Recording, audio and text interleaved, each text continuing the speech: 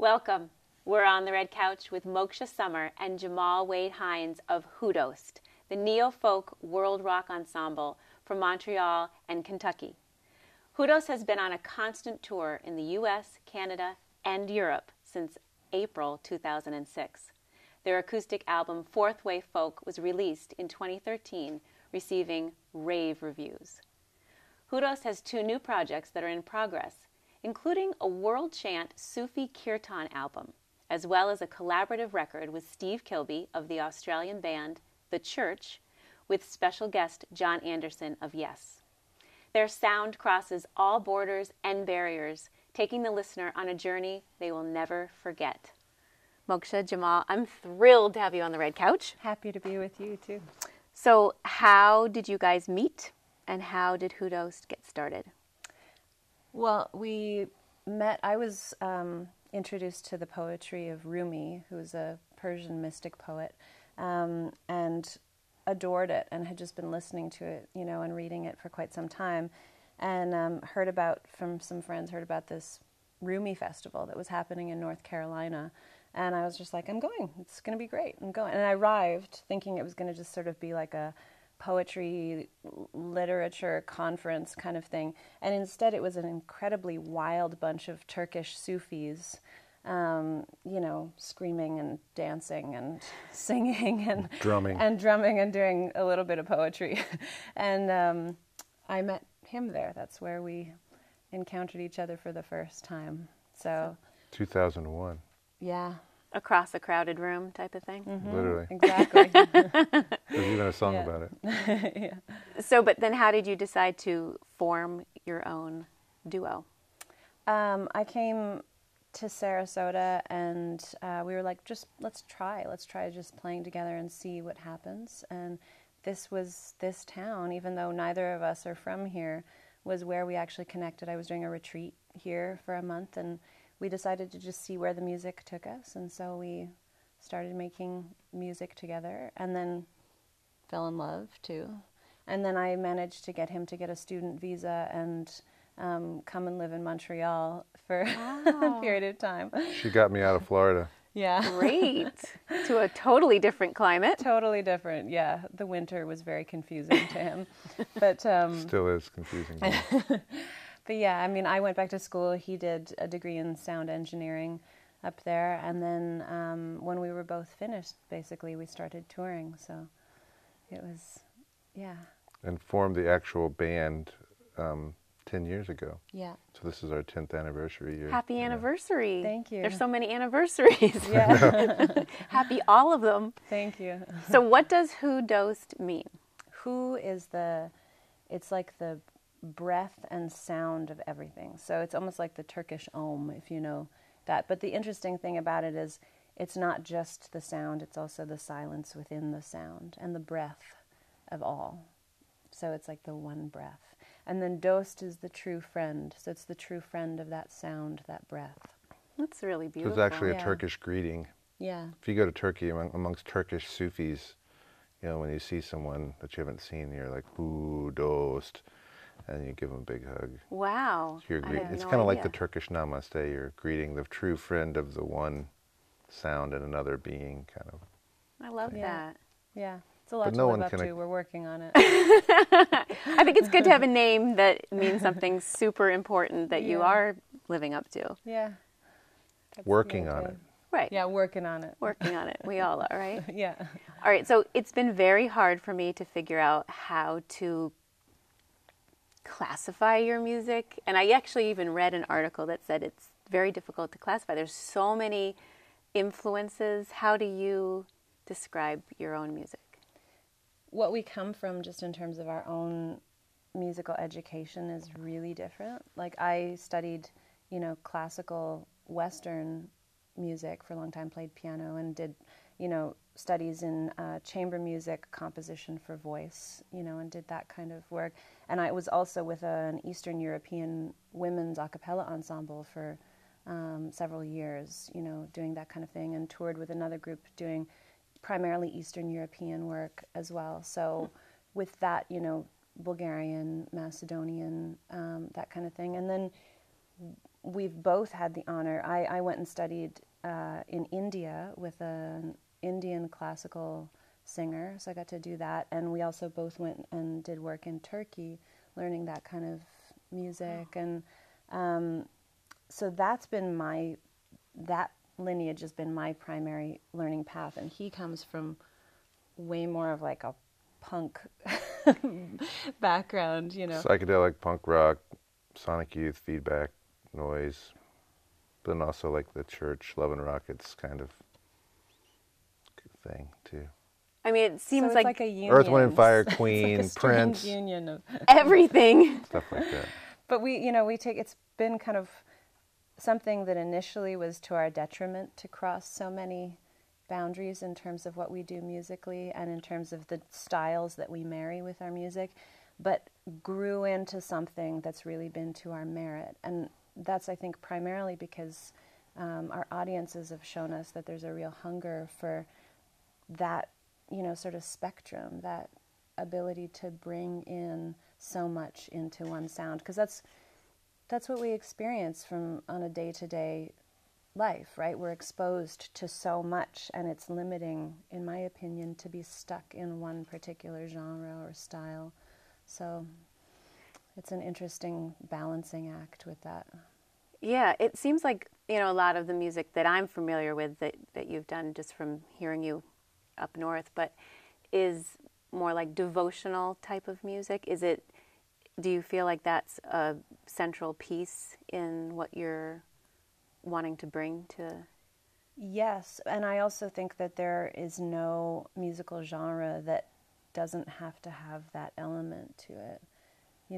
That doesn't have to be limited to just chant or just, gospel or right. Just, it can kind of, the essence of that can come through even a song that can be regarded as totally mainstream and accessible on a pop or rock level, if that makes sense. Yeah.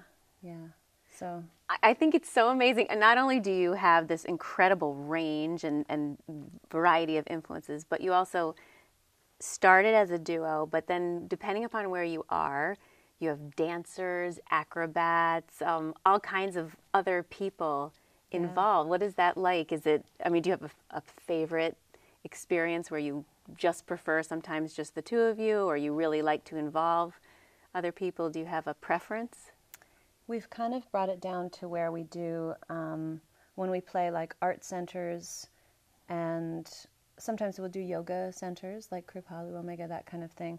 And for the most part, we do that as a duo because it's a more intimate experience. The other night, our show that we did here, we had about 100 people that came out for it, and so we did it as a duo, and it was perfect because it could have that shared intimacy in space. Mm. But festivals, which is the other main thing we do, is a whole other world, and it's so fun to be able to have kind of a raucous, right, great event that gets people dancing and sort of like, it's, the polar ends of the spectrum kind of thing. Just last summer, we were a resident band at Floyd Fest, which is a really great festival, and the festival provided us with our own stage and a whole aerial rig for our trapeze artists, and this whole walkway off of the stage where we could have our dancers, and we had up to a 10-piece band with us. And so we did, wow, we did earlier each day, we did all the booking for it too, so we had a whole lot of other musicians coming through, and we had workshops. And earlier in the day, we would do more of a Sufi Kirtan kind of set that had some gospel and other stuff, and the audience could participate and sing along. And then later in the evening, we would do the wild, raucous, crazy set with fire dancers and, getting that side of things happening. So it's so versatile. Fun. I'm impressed. It's really fun, and that's the thing is there can be that sort of love and devotion and joy and a lot of fun if you're engaging other people and release, and it means also getting to just love what other musicians can bring to the table too. It's a real joy to work with amazing musicians, and that's been true for the albums that we create too, having really wonderful guest musicians being a part of it. So a great way to work. I love the incredible diversity of it all, you know? Thank you. And yeah. flexibility. You must be very strong musicians to be able to be that flexible, to kind of weave in and out of, well, this person's going to be part of it. No, it's just us. No, we're adding these other elements to it. We're flexible and we're benevolent dictators. It's a combination. That's a good term. I like that. I think I'm going to use that. Yeah. So if you had kind of your ideal hope of what it is you most hope, and I'm sure it happens all the time, but what is it that you most want audiences to experience? That's a great question. I'm doing my master's right now too in fine arts, and through my undergraduate and still, I've done a lot of study of Wagner's principle of the Gesamtkunstwerk, the total work of art. Wow. And I disagree with a lot of Wagner's, ideals. I'll just state that. But what he hoped to do in terms of the audience experience is incredible. And it's basically the experience of being totally immersed in what is being brought forward in the music and in the surrounding experience. And it's that ability to really almost wipe clean what everyone brings into it and allow them to just sort of be saturated by what the essence of the music and the sound is, and to be able to walk away carrying that experience. So, sounds good. And a budget to be able to pull it off correctly. Let's not forget that piece. Yeah. I mean, that's the thing. It's such an interesting balance because it's so, I don't want to put words into it, but, meditative or being fully present or conscious, but also having to balance it with, like, you have to make a living and you now have a small child and, how do you balance all of that? We worked our butts off for almost 10 years, touring constantly, doing shows all over 5 nights a North week. America and Wow. Europe, and basically established ourselves enough to now be super picky about what we do and just do art centers and festivals and, have it so that financially it's more stable and the dates are more spaced because our child's sanity is really important too. So we've done far shorter runs that, are just the more high profile kind of shows, and we find a way to make it work and do more studio time and do more balancing of the other stuff. And we have in our house, the second floor of our house is a recording studio. Oh, that's so we cool. can work from home, and have our little guy there with us. And so it's a really beautiful way to be able to balance the work and that really wonderful time with him. Yeah, it sounds like you set it up really in a very smart way. Effective. We're working on it again, still. I'm sure it's always a work in progress, right? Yeah. So you have had, personally, a lot of different medical challenges, some pretty dramatic. How has that influenced your music? Well, the main one of those was going through brain surgery for a brain tumor that I had, and it definitely influenced the music because it was what allowed me to understand that there was something not quite right for me was that I was having seizures that were not physical; they were hallucinatory seizures. Wow. Where I would just suddenly be in basically a whole other reality. And when it first started happening, I had no idea what was going on. I kind of thought I was going crazy, Right. because it would just be this sudden thing. And as soon as I talked to a doctor, they went, I want you to have a CAT scan, because they recognized what it was that was happening. But through that whole process, writing music was really critical to it. And there were a lot of interesting things that kind of emerged through the music that were actually very telling about what was happening for me, like before even going to see a doctor or having any results.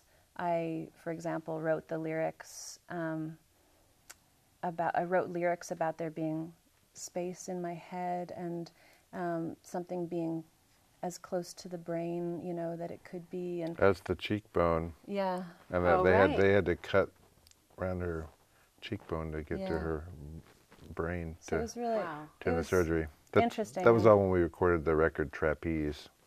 We actually. Oh yeah, the lyrics are only Sommer resurrected, as delicate as stitches yet unsewn. There's a place of lucid living as close to the brain as the cheekbone. Right, and those were lyrics I wrote before knowing anything was happening. That's incredible. Happening. And there were a lot of bizarre sort of things like that. So that, and then in my recovery process from that, I lost most of my language abilities and my vision and a whole lot of things, and had to basically relearn how to speak properly. And music was my main tool with that, because the brain functions in fascinating ways, and even though my ability to speak often was gone, my ability to sing lyrics wasn't. Wow. Yeah. It's two different parts of the brain. Yeah, so it was a very useful tool. So when you weren't able to see, or was it also, did it affect your hearing as well? It didn't affect my hearing, fortunately. So it was your sight and... Well, my sight, when I first came out of it, I could only see out of like this little sliver from the top, and then over weeks and weeks, it was like the horizon slowly went down until it was just this little bit at the base, and then it finally It was blurry too. came back. Yeah, it was blurry too. It was really weird process. I'll say. Yeah. So the music itself was actually what helped heal you. Yeah, definitely. That's amazing. Yeah. How long did that take? I mean, how long, once you had the surgery, were you able to be back to your normal self? I started going back out into public and performing within just a few months of it happening, but I didn't feel like I had really regained especially my language abilities for almost 2 years. So it's not an instant thing to develop that, so yeah. That's incredible. Mm-hmm. 2 languages, French and English. Right. Yeah. Even more incredible. Yeah. Wow. It's amazing. Yeah. So you guys are married. Mm-hmm. You have a beautiful little boy. Yeah. You work together. You have an office in the home. Sounds like you do almost everything together.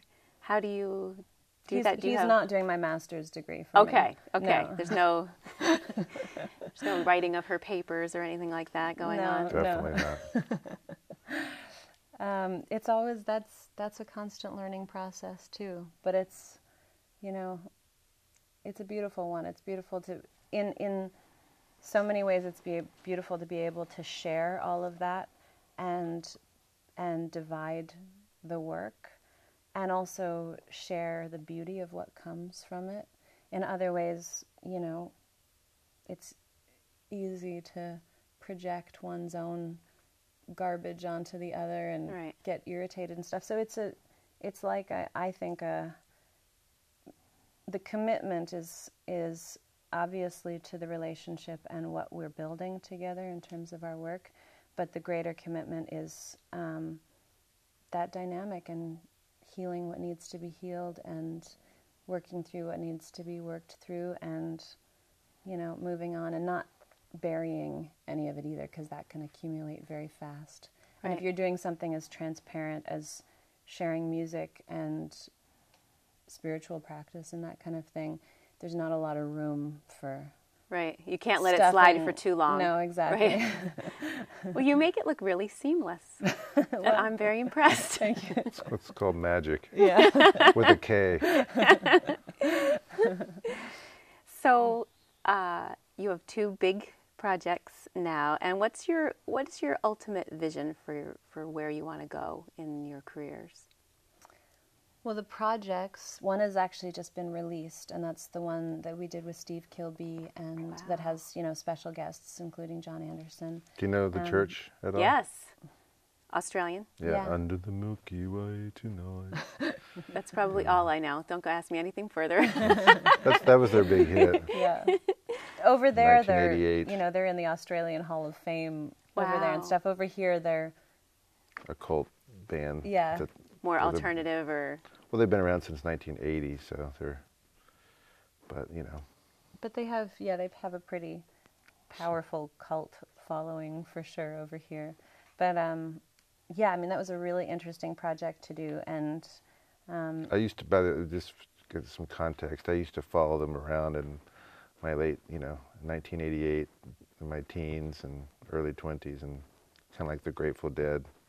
So this was like a dream for you Yeah. to be able to do this with them. Yeah, with the main guy. I used to idealize him quite a bit back in the day. Now I know him. But yeah, the record's really great. Then we also got Jon Anderson from YES on it, who is another. That's amazing.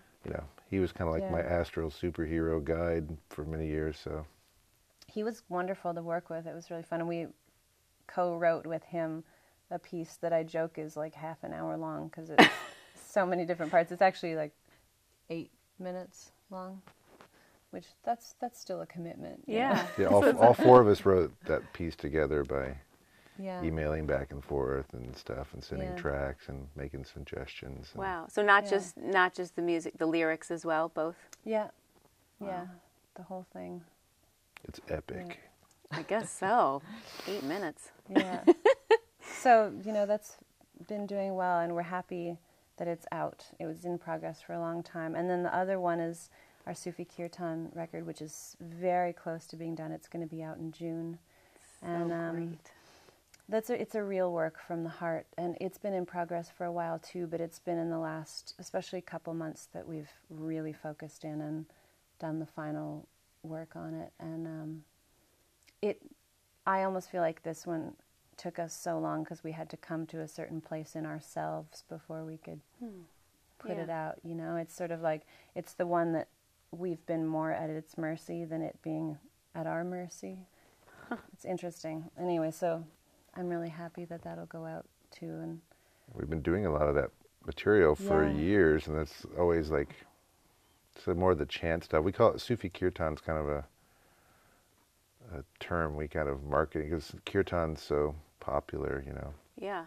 And It makes it's it so basically people like can zikr, understand but people don't know what what that zikr is, and we don't want to call it zikr, Sufi zikr, but it's basically interfaith chanting. But after shows, people are always like, "What record is that on?" Yeah. That stuff. And we're now you like, can say. It's on this one. take this home. Yeah. That's Yeah. great.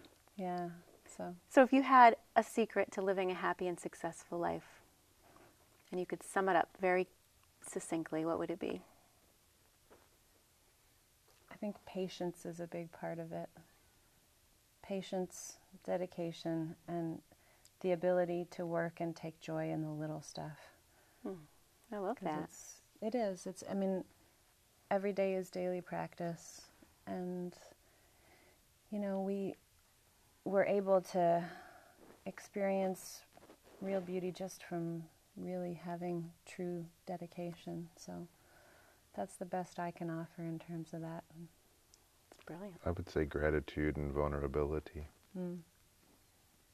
Well, I'm very grateful that you came, and I loved having you on the show, and I wish Thank you you. incredible more success. Thank you so much. Thank you for sharing it with us today. Thank I you. hope our orange goes well with the red couch. We planned it. I wanted to blend. I think it's perfect. Thank you for joining us. On the On the red red couch. couch.